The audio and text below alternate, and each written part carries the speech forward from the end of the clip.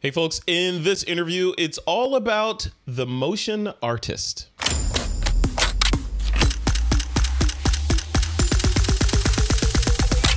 This is TWiP. Hey, welcome back to another episode of This Week in Photo. I'm your host, Frederick Van Johnson. Today on the show, I'm joined by a good friend of mine, Mr. Troy Plota. Troy is a co-founder of a company called Plotaverse, and they make a number of software applications. We're going to talk about some of them. We're going to get a look behind the scenes at what it takes to add animation to a still photo, and otherwise get the history of the Plotaverse. We're going to talk about the big bang that made the Plotaverse. So, Troy, welcome to This Week in Photo, man. How's it going? Good. Thank you, Frederick. Great to see you, bud. Yeah, it's good to see you, man. So this is going to be good. You and I mean, we've been friends for a while, right? I've been talking to you since you started this initiative, and I've kind of been following the evolution of the software up till now. And now you guys you're firing on all cylinders, right? The software's out there.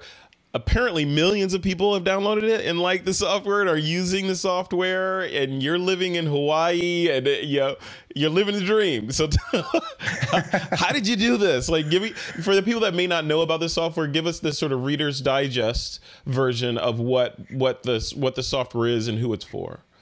Okay. So a little background, photographer for over 30 years, seeing this as a need and a want within the industry, seeing a lot of our budgets from the stills being moved over to video, and knowing after animating with my team in multiple ways, as far as very high-end apps to try to get images to loop, we decided to go ahead and create our own software because we knew that there wasn't really anything out there like this. Yeah. So we produced Plotagraph initially, and that's the software that we blew up with, and we won lots of awards, App of the Year last year, and so we're keep going forward now with these motion art apps that are very easy to use compared to what you would find on an After Effects or something like that. Yeah, and that's part of what I want to talk about. I want to talk about what's the positioning of the software, because like you said, there's other apps out there.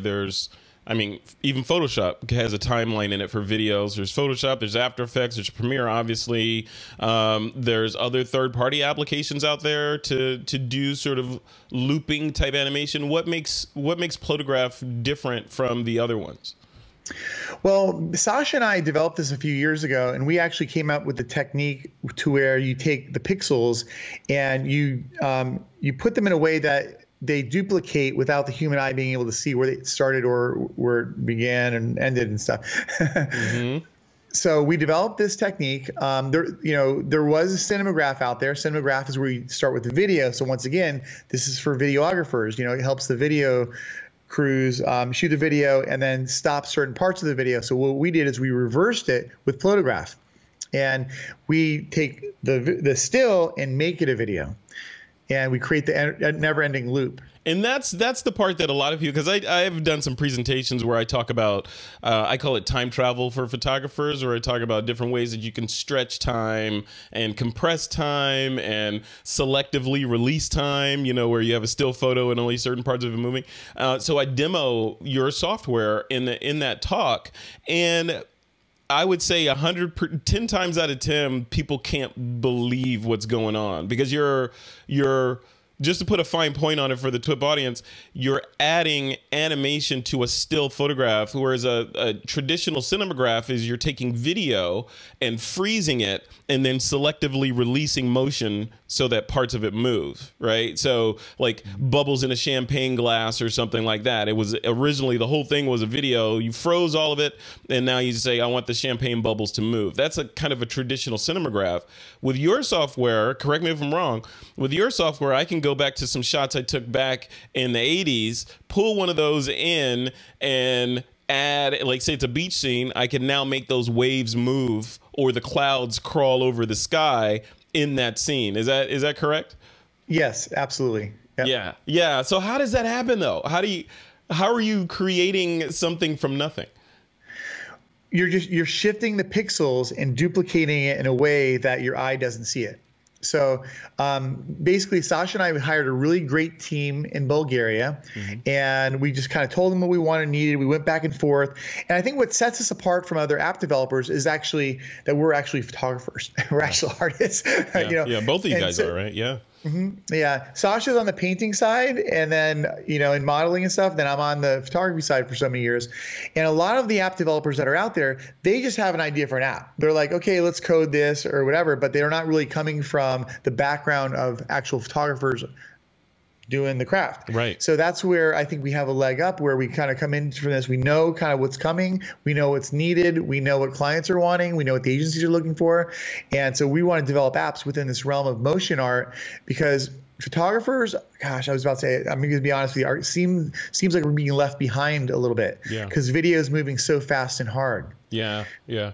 Well, that's a good point. And then the other piece of this is people will look at this as they do other new and emerging technologies or techniques, like say HDR, or less so in terms of like time lapse and those sorts of things. Those are like staples in photography. They're not going away.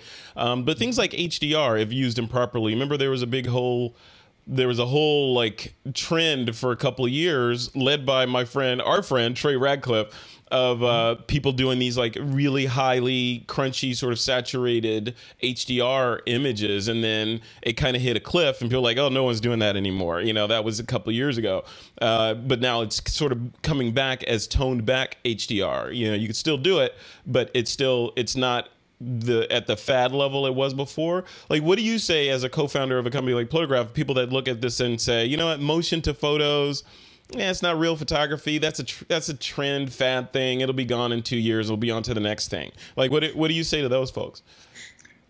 You mean the Adobes of the world who've actually said that? Oh, have they said that? Oh, what I hear. Oh, I don't know. And actually other companies that are now coming back and going, okay, Plota, you're right. Yeah. We've already kind of had enough time into this. We're a few years down the line, and the difference is this is video. We're actually taking the still, and once again, you have brands. While we're the top 5 apps now of Facebook, recommended photo apps of Facebook. So, it's just growing and growing and growing. And anybody, a few years ago who had any kind of inkling of like, oh, let me see how this goes. Like, you know me, you were the first one. You were like right there at the beginning. You're like, oh my gosh, this is so cool. And I see the need, the want for this. So you jumped on the train right away. And then, but the others who, once again, there's that whole thing, like when digital came in and you had all those photographers who were holding on, that film will never be overtaken by digital. Nothing could ever duplicate film, all that kind of stuff. And now it's kind of like, you see that, I think we just heard that Canon now is no longer producing film cameras. Oh, wow. Yeah. Yeah, that's right. We did hear about that. Yeah. So, and that's what we're looking at, probably 18 years now down the line. So just, the thing is, you don't know, like HDR actually is really cool. And we actually love to animate HDR images because it has a lot of saturation and has a lot of effects there that are pretty cool. Yeah. But once again, things go through a different realm of popularity. And right now, anything within a video realm is popular, and it's getting more hits than you would get off of a traditional still image. Yeah, and like you and I were talking about the other day, what excites me about these kind of technologies, yours included, is the idea of being able to create your own reality, right? And do things that weren't done before, and having more tools to engage people and tell photographic stories with, versus just a still or even a long form video, which is a complete language in and of itself, editing and all that stuff. Like to have a work of art unfold before you in a looping frame is a whole different genre of art entirely. And I remember last time you and I were talking a while back, we were talking about, I think it was around the time when, I think it was either Instagram or Facebook or maybe both, added looping video to the service, right? Which made these kinds of technologies like, okay, now it's not just going to play and stop, it's going to play and seamlessly loop so people can get the feel, right? How did those changes affect you guys? Where did people like, oh, I get it now, okay, I can use it? Or is it still sort of trickling in? We knew that was going to happen. I mean, I didn't know specifically, but I'm like, I bet you there's no way that because what happened was it started with GIFs. Yeah. And GIFs are only 256 colors. It's probably like we can export GIFs off of our platform on all of our devices, but it's probably my least way of wanting to show an image, because with 256 colors and with a large file, it's just not the best sort of format. So now that MP4s are accepted on Facebook and Instagram, they're going to automatically loop under 30 seconds. Now you have this whole world of motion art that now billions of people have access to and can post. Yeah. So that's what we basically, I kind of like rolled the dice and went all in on this, and I'm glad that I did, because this is the future of content in a video form. So it kind of like, it sits right there in between that traditional still and that video that you have to edit. So and what's cool about motion art is it's closer to photographers, because as photographers, when we start working as directors and DPs, which a lot of us have done, because that's where a lot of work is kind of coming up, it's not the same. It's like a different workflow in a lot of different ways, to where motion art is way closer to the workflow of what a photographer usually does. So now a lot of times, where a photographer, if they necessarily didn't want to do their own retouching, they'd partner up with a retoucher. Now we have motion graphic artists to partner up with. Yeah. And we have these moving images that tell a story in a way that never was possible before. Even like literally even 10 years ago, you can possibly do it, but there was nowhere ever to present it. Right. So, yeah, and that's the thing, right? It's the screens. Like now we're seeing screens everywhere. We see screens in the mall. We're walking around with a screen in our pocket. I'm sitting in front of the screen right now talking to you. There's screens as we drive down the highway, these video billboards, right? Of that are I would guess potentially perfect locations for a Plotagraph or these types of motion video. Yeah, and that's interesting. So what I'm going to do, Troy, is This Week in Photo is primarily an audio podcast, and we do video as well. So I want to continue the interview and I have a couple more questions to ask you, about just sort of the software and the positioning of these works and how photographers can use them to sort of stand out from the crowd and get noticed. And then at the end of this interview, we'll do a demo. And cool. And then I will cut that demo off for the audio, obviously, because people can't see what you're doing. But then I'll, folks that are watching or listening to this, I direct you back to thisweekinphoto.com to see the demo that Troy's going to do at the end of this interview. So I think we get the best of both worlds that way. Perfect. So then that said, people that are looking at adding this type of technology to their toolkit, right? Here's a better way to position it. Right now, commercial photographer making good money, shooting still shots, has made a name for him or herself, and they're rocking it. They know that this could add value to their brand or to the suite of services that they offer clients. How should they offer it? Should they go in and say, hey, we've been working together for years, Nike, and here's a shot that you wanted of this latest shoe, but here's something extra I did. Take a look at it and tell me if you like it. Or should it be presented up front? Like, I've now added Plotagraph and motion art technology to my suite of offerings. Do you want to buy this too? How would you advise those folks? Such a great. There was a gentleman a photographer actually that we were working with. This was almost like even about a year and a half ago, and so we were saying, hey, use the software, check it out, and he was really intrigued by it. But it took him a couple months, and when he first posted his first Plotagraph on Instagram, within 5 minutes he landed a job shooting a resort down in the Keys. Wow. And the art director called him, hadn't talked to the art director in a couple of years, like, oh my gosh, what you just posted, we're looking to do something like this. You know how to do it? Because we have a resort shoot that we want to shoot down in the Keys. I really love your work. I forgot about you, whatever. Can you do this if I bring you on? Long story short, he got the job. He animated himself. We did a little training with him. This was a while ago, But so that's music to my ears. I love hearing that photographers are using this to monetize their businesses, Yeah. So that's like a perfect example there. Yeah, and if they're using it, but should they lead with it? Like should they if totally. If I learned how to do use the software well, and now should I, and if I do lead with it, how do I show it? Just on my website and say, hey, now I can do this type of work. And what would your recommendation be? Yeah, on the website, it's a great place. Also on Plotaverse, we've set up Plotaverse actually to be able to somebody can actually use Plotaverse as their website, because it's not like Instagram where it's so Instagram loads up video at standard definition on the feed. So if you're showing anything standard definition, you're on your phone, it's like this big. This drives me crazy. Yeah. You know, but what we did with Plotaverse, it works on mobile, tablet, and desktop. So when you have your feed, we call it our profile, profile. Yeah, nice. So, and this is really a way to, show your work.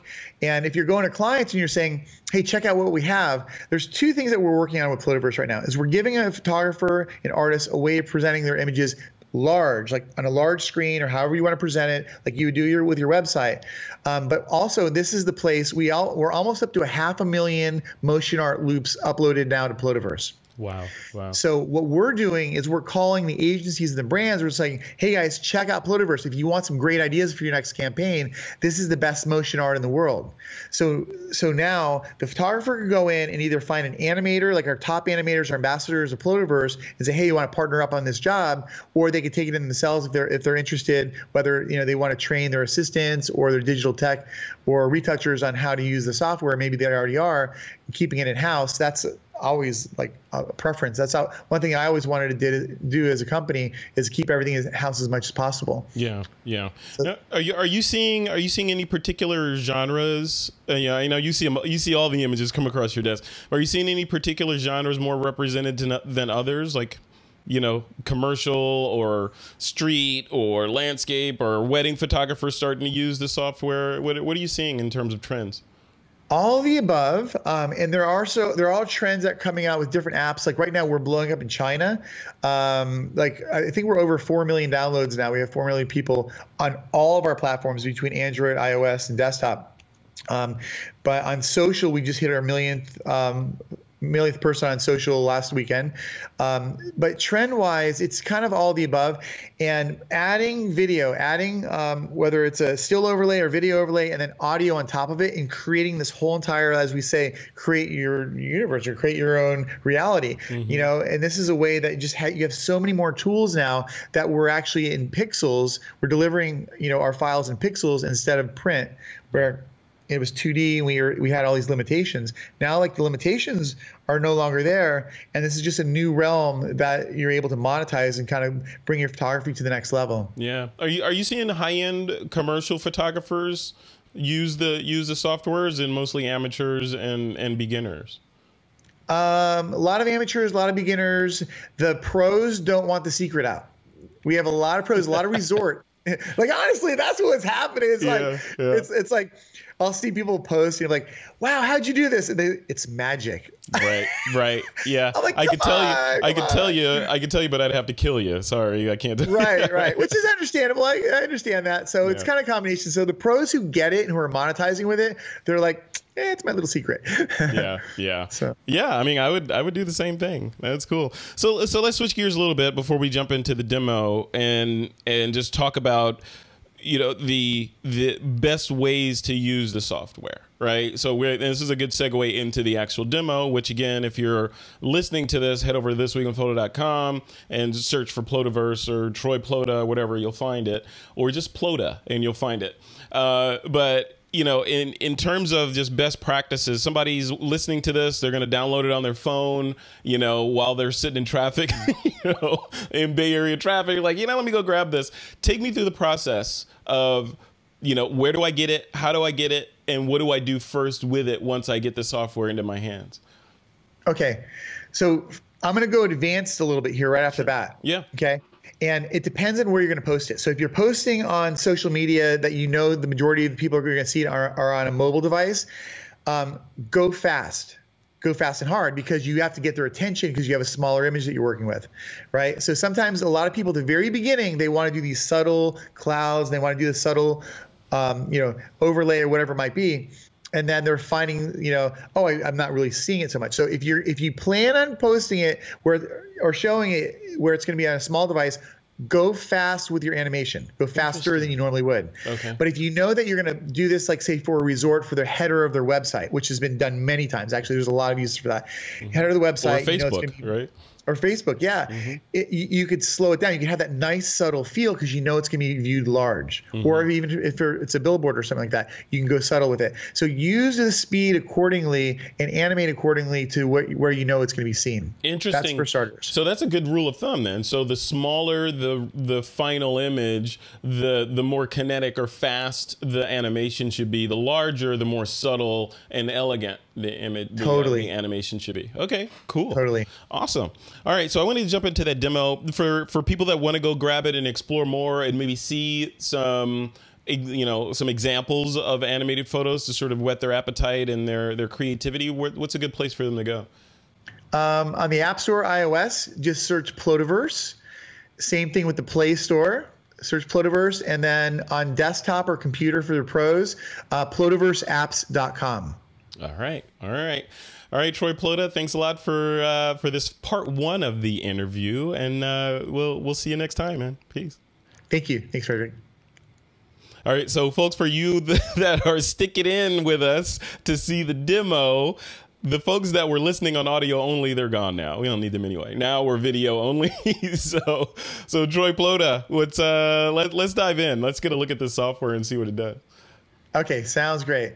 So I'm going to go ahead and share my screen here. Okay.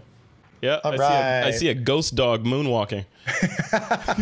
I know, right? I pre-animated this and threw it in my stuff. Actually, 15 minutes before we hopped on, I did this, just so you know. So I did this like down and dirty quick. Oh, sweet. All right. So we'll see what can be done in 15 minutes under duress. All right. Totally. Like, oh gosh, I got it quick. So basically, I have this shot that I shot of Sasha a couple years ago when we were living in Florence, Italy.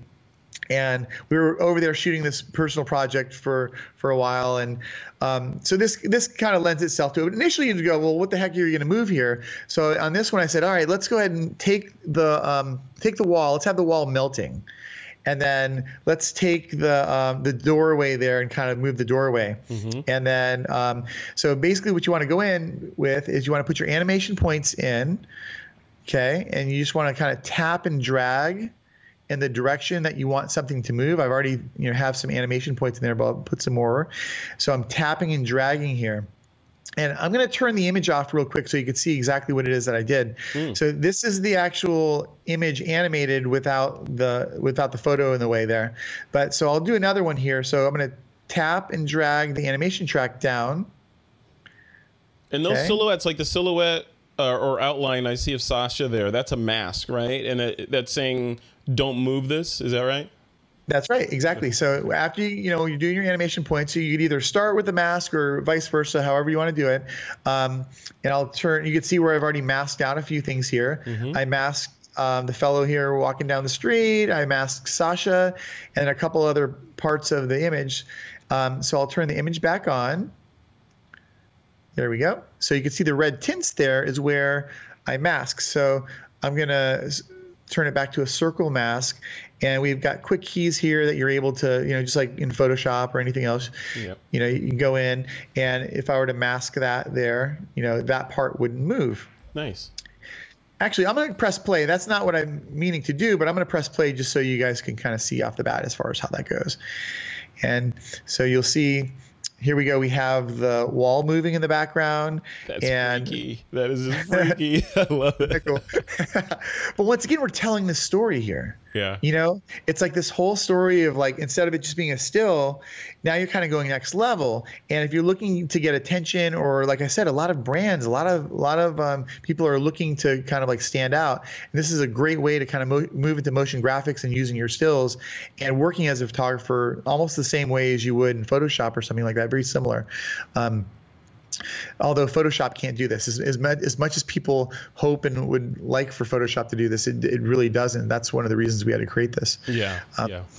So continue. So what else is going on in here though? Because I see the dog and I see the sparkles going around the bird cage there. Like, how did those get in there? Okay, so that's what we've added that's new to the software in the past couple months, and that's our effects. So over here you see the little blue and pink Plota effects library. So what I've already done is I've taken several of the library effects that we have right now, And let's say I already brought the bird cage in. So I'm going to take the bird cage, just click and drag on it, move it over to Sasha's hand. I thought she was actually holding that. Oh, that's so weird. Yeah, no. It's just, she absolutely, that's literally the straight shot is her just walking. Okay. So I'm like, wouldn't it be cool if she was holding a bird cage? And this whole story theme that I'm doing as far as like for freedom. So you have the bird now that's escaped, right? Mm-hmm. And then we've added, these different kind of elements in there. Like, and we have, even the wolf kind of walking down the street. But so I've got the bird here that was in the bird cage, right? And it's, say I'm flying out here to freedom, which is pretty cool. Yeah. And then we have the fire up here. I'm not sure if you noticed that on the top. So we're able to take that and move it around and duplicate it if we want, move it over to other places. And we can even control the opacity. So right now I have the opacity a little bit less than halfway. So you can kind of control the opacity there. And those elements are included with the software? Those are accessible, or are those elements that you imported from somewhere else?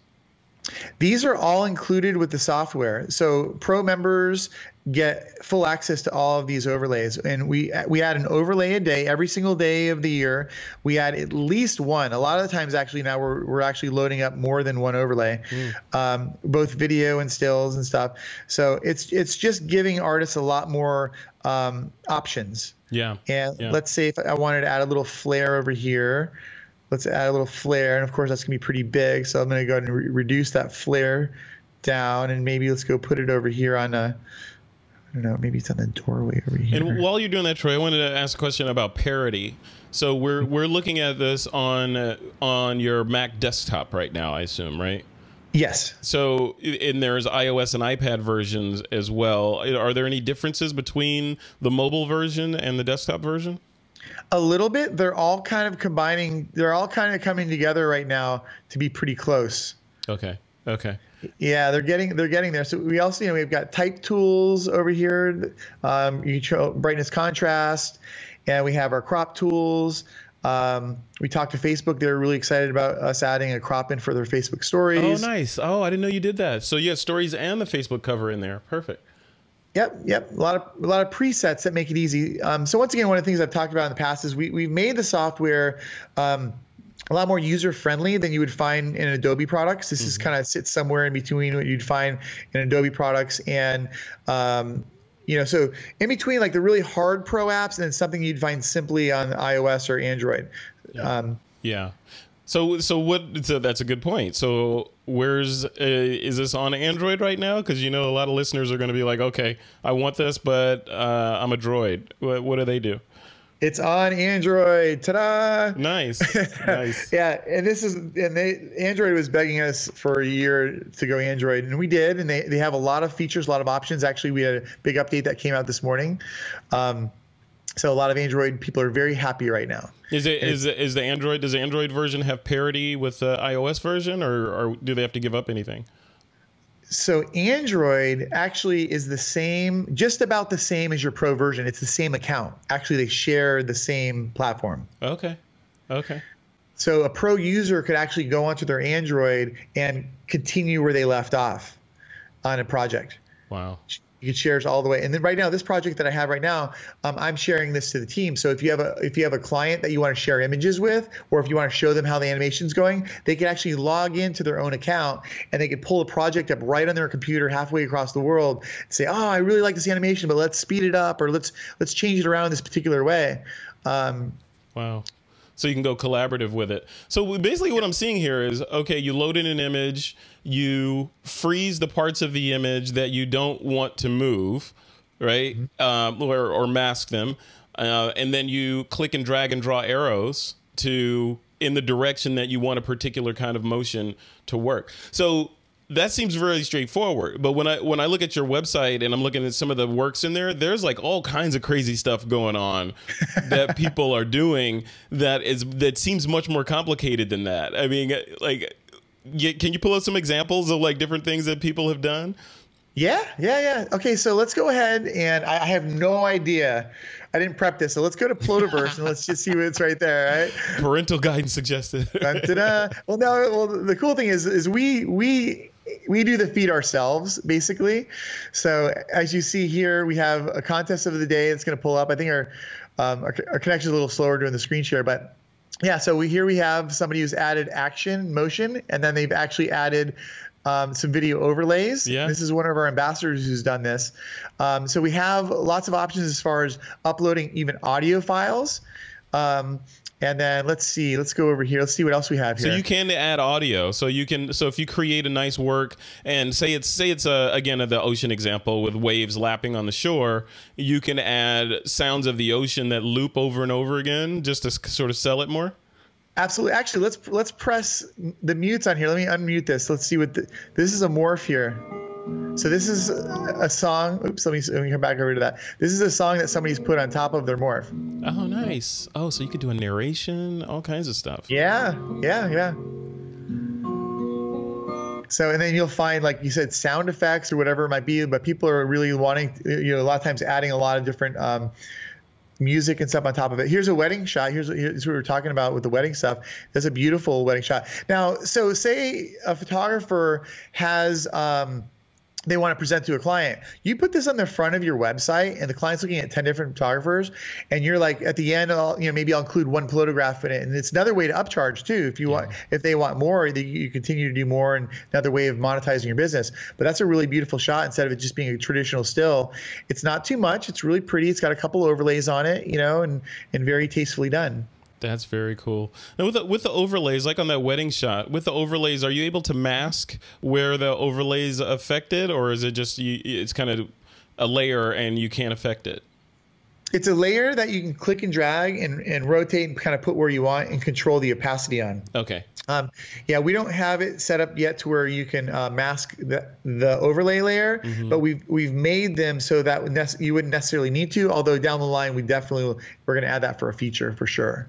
See, look at these works in there. These are crazy. Yeah, I was going through this earlier today, and I was just like, yeah, it just blows you away at the power that you have to do this kind of stuff from a still photo, right?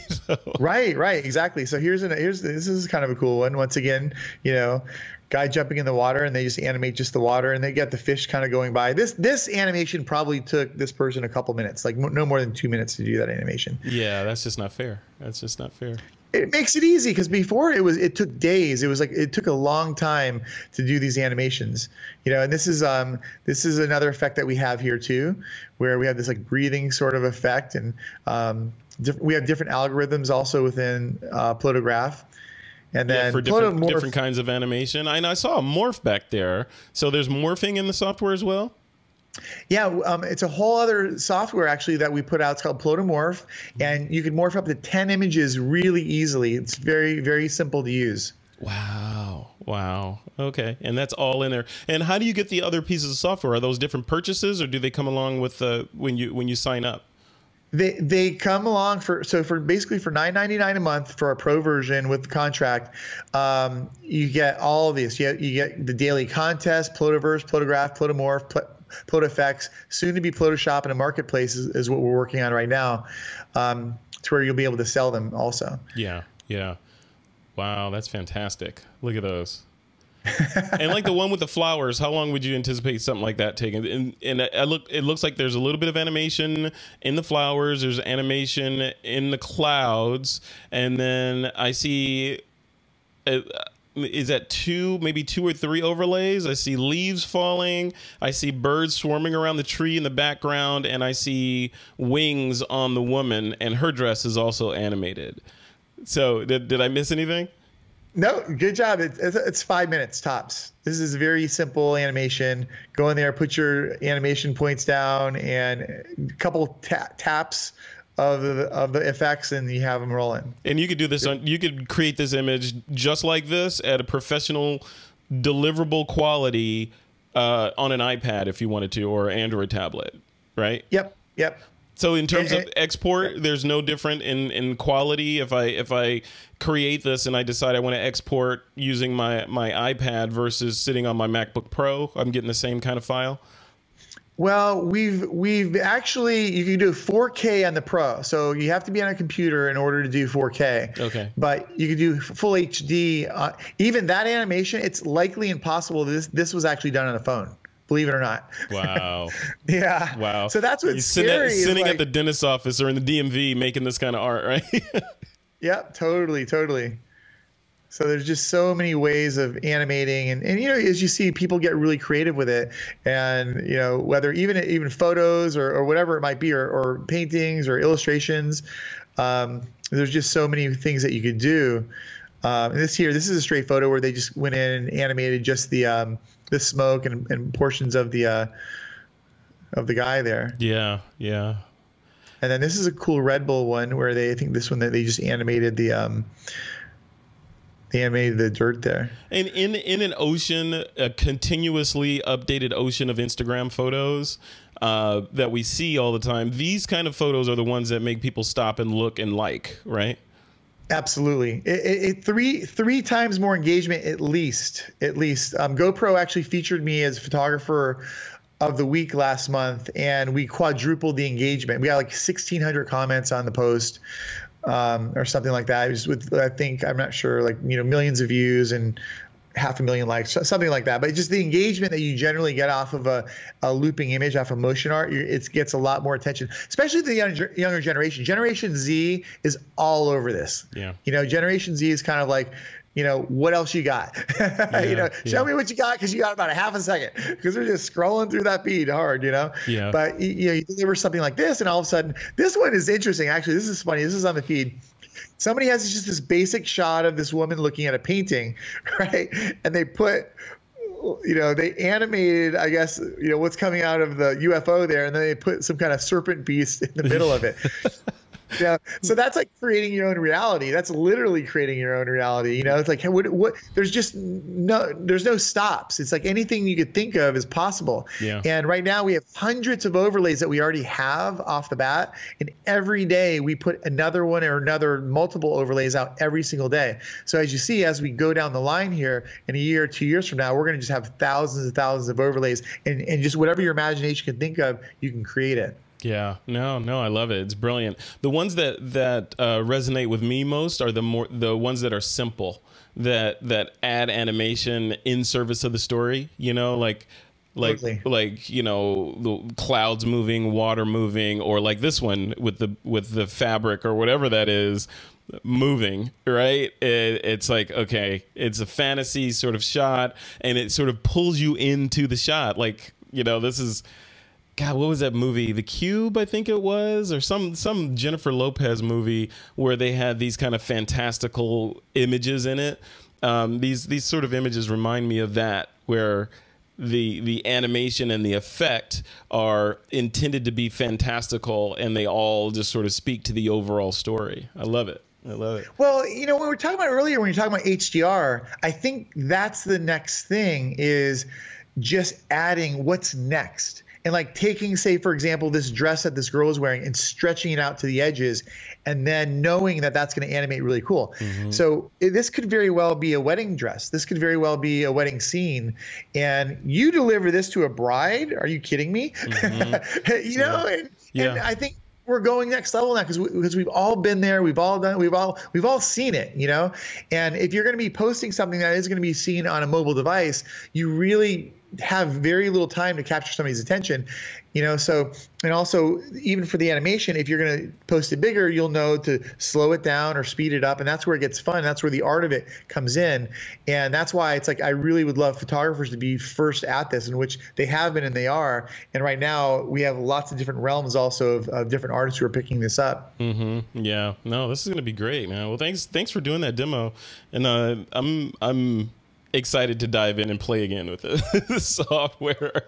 So bring yourself back on the screen, and we'll wrap this up, because this is yeah, I think people that are watching this definitely want to dive in and play with this. So if somebody wants to get in and they're like, they've never seen this before, they've never done any motion art, and they're like, okay, maybe I'll try this. You know, maybe it's time for me to dive in. What's your 1, 2, 3 sort of? This is what you need to do now. You know, like you were saying before, smaller sizes, faster animation, larger sizes, slower animation. What are some tips for people that just want to get going right now and jump into your software? Download the Plotaverse app on iOS or Android. Like if you're going to start there, just search Plotaverse on the App Store or the Play Store. And then on desktop, if you're on computer or tablet even, you can just search Plotaverse. Plotaverseapps.com is where you can go to buy it. Plotaverse.com is where you could start off to see the top animations. That's where you can get some really great ideas, get some great samples. Yeah. And start there, and then download the app and start playing it yourself. Because on Plotaverse, the app of Plotaverse, that's where you find our apps under it. So it's all combined. It's all as one. You don't have to download separate apps. It's just one app that has the whole suite within it. That was my next question. Thank you for answering that, because I saw those apps and I'm like, okay, do you got to go in and get each one of them? No, they're all in there. So does that mean that if you decide later that you guys are going to add another app to the suite, it'll just show up in there for people that are already members or subscribers? Exactly. Same price. We're just going to continue to add apps down the line. So for $10 a month, you can log in and use all the apps, no extra charge for any of the apps. And it's for Android or iOS, it's $4.99 a month. And for iOS, if you just want to buy it, if you don't want to do a subscription, you could totally go in, take the watermark off, and then just purchase overlays as you want. So it's totally free to do that too. Love it. Love it. Cool. Troy Christopher Plota, thank you, sir, for coming on. I appreciate it. As always, my mind is blown by the possibilities of what you could do. Every time we talk, there's more magic in the software. Every single time. And to that end, what's next? It seems like it's feature complete now. Is there anything left to do? Always. Oh my gosh, I have a list like this long. That's awesome. You guys see, I'm about 2 years ahead of the coders right now. Oh, wow. So we have more apps. We have more apps that we're putting out underneath that suite, and we have more features and updates and stuff that are going to be coming on Plotagraph and Plotamorph and Plotaverse. So yeah. So stay tuned. Stay tuned to the Plotaverse, right? Yep. All right. Troy Christopher Plota, thank you, sir, for coming on. I appreciate it. Thank you, Frederick. All right. Peace.